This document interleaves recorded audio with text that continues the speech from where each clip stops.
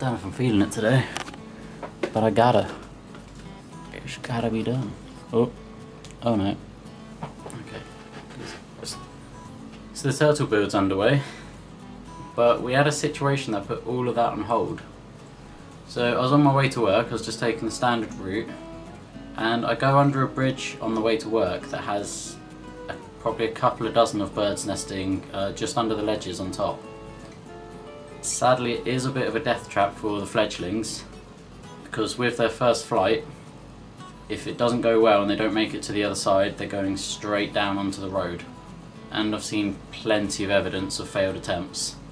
I'm currently actually weighing up the options of contacting the council to have something put in place to protect them, but we'll have to see how that goes. This time there was a fledgling on the pavement, and he had managed to miss the road. It was just huddled up right in the corner, just in a little divot, just sitting there looking scared as anything.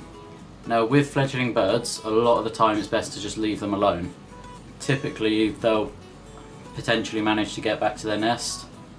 They are practicing to fly. A lot of the time they can manage to slowly scrape their way back up to it. In situations like this though, there was no chance. Constant foot traffic on the pavement, it's a very busy bridge, and if he made one mistake he would be in the road, busy road again. It would just be another casualty of the bridge. So I picked him up, took him home, and ended up late for work. Now, as you all may know, I once raised a Collin, a fledgling in need of help.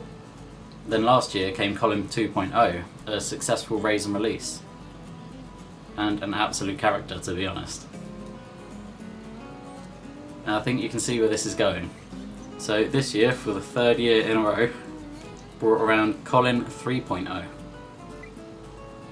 So Collin is a feral pigeon, and feral pigeons, as far as I'm aware, they derive from rock doves. Rock doves in the wild love things like, well, rocks. They tend to live on the side of cliffs and a lot of rocky areas, which is why the pigeons you normally see in trees often, well, especially nesting, tend to be wood pigeons. Rock pigeons are the ones that tend to sit under the bridges, on top of buildings, and building their nests in all the places humans seem to hate, really. And that's part of the reason they get a bad rap. Now you might be thinking, why Collin every time, regardless of gender? It just seems like a good name for me, and I think with the recurring name, given the aim of these guys is to go back to the wild, the recurring name, regardless of the gender, it kind of helps me avoid bonding or attaching to them too much, which makes the whole releasing a whole lot easier.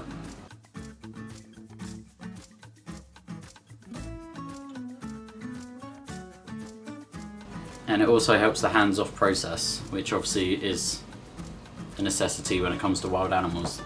So we started off crop feeding, liquid food, and after only a couple of days, Collin was accepting solid foods. Problem was, with these situations, you want a hands-off approach, as minimal handling as possible so they don't get too used to you. But Collin refused to eat in his enclosure. And I couldn't let him free roam and forage for the food inside, because we had some bad news on the first day. So the first two Collins were completely healthy, but Collin 3.0 relieved his bowels right on top of me, and they were absolutely crawling with worms. What I think looked like tapeworm proglottids, but I can't say for certain. So we sorted out some meds for him and made sure to keep him away from every single other animal and make sure he's not near any of the equipment as well, just to avoid cross-contamination, because we don't want this spreading. Day 2 came around, not much changed, and then the arrival of day 3, the realisation came that Collin had some sort of chest infection. Now in wild pigeons there's a common disease called canker, which tends to be like yellow lesions in the mouth and in the throat, and can cause a lot of swelling and pus and pain, generally stops them from eating as well. But this definitely wasn't the case, his symptoms did not match. On day 3 we got our hands on the worming meds, but I didn't know if the worming meds would coincide with any antibiotics for the chest infection, so we didn't start the worming meds because I didn't want to start the course and have to wait for the chest infection. I imagine the chest infection would be the first point of call because it seemed much more likely that it could be life-threatening in the short term. The worms are an issue in the long term, but they're not necessarily going to kill him within, well, the course of the chest infection meds. After all, the point of parasites isn't normally to kill the host. They want to transfer onto another animal, so they tend to try and keep the host alive. And this is where the disruption came in of the turtle build. So with previous Collins, I've set up a 4 or 6 foot viv and kept them in there, let them out every day, normally free roam around the room. I tidy up after them, and then when they're ready, I get them outside.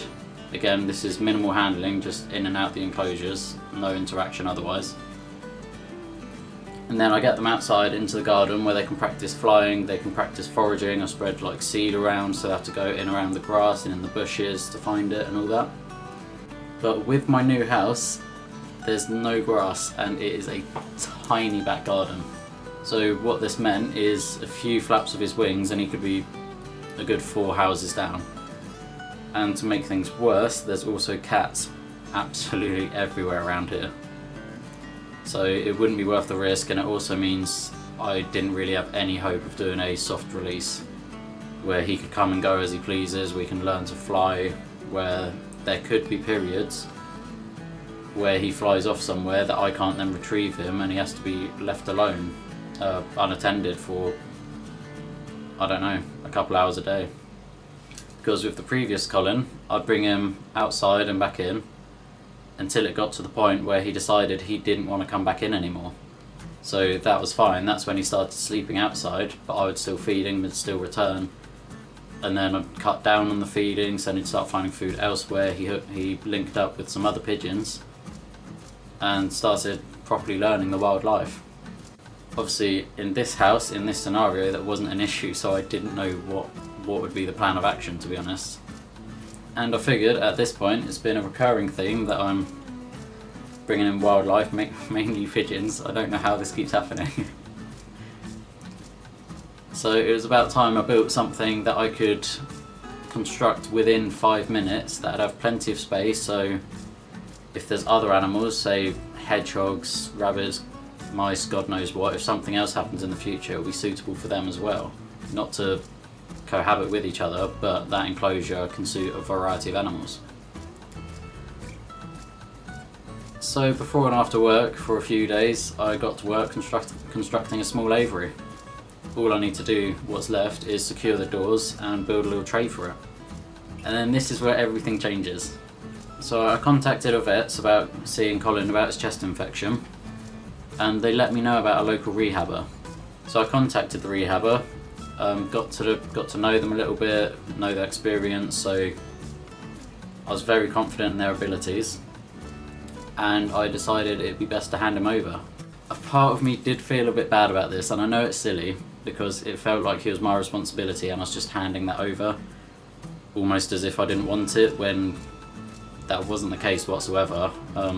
But worms are quite a big issue, and a chest infection is also quite a serious issue. Having them both hand in hand, when I've treated animals, plenty of animals before, but I haven't treated birds before. So that was a concern in the first run. Further than that, if I got him back to perfect health, I don't know how I would have released him whatsoever. I have no idea what I would have done. And with this rehabber, they already had over 100 pigeons on site. So I handed Collin over with the meds, with all the food, with all the equipment that he needs, and they're going to get him back to full health. And once he's back to full health, they're going to release him with their current stock. So he's going to go into the wild with a flock of his own, and the other pigeons will teach him how to fly, how to forage, what to eat, how to behave, and everything really. He'll just mimic them. So I don't think there could have been a better result, to be honest. It is a bit of a shame we won't have a Collin 3.0 story time. And when I announced the new guest in the previous video about the seagull, I was intending to, I suppose, kick off part 1 of getting Collin back to the wild. But we helped him nonetheless, and he's going to be closer to wildlife anyway, away from all these buildings and dangers and cats and cars, so he's going to have a much better life because of it, so I think it's a win-win all round. But all in all, at least we've got an enclosure built now, so if there's any future rescues, we'll be ready for them, hands down. It's a lot easier to build and a lot faster to build than a vivarium, and it's also a lot more suitable, I think. But anyway, now that Collin 3.0 is sorted, we'll see how long it takes to as a Collin 4.0. And otherwise, it's time for me to get back to the turtle build.